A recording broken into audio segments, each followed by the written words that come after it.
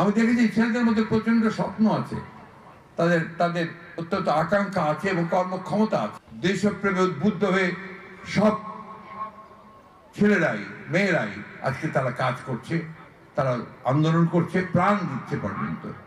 সেখানে আমাদের তো আমরা হেরে যেতে পারি না, আমরা নিশ্চয়ই জয়ী হব।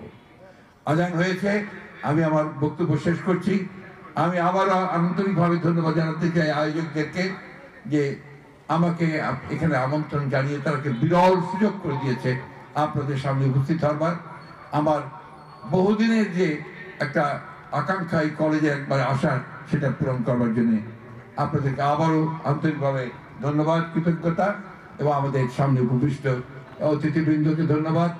ছাত্র ছাত্রী যারা আমার ছিলেন, সাবেক ছিলেন, এখন আছেন, সবাইকে শুভেচ্ছা এবং আশা করছি সবাই আপনারা ভালো থাকবেন, সুস্থ থাকবেন। আসসালামু আলাইকুম।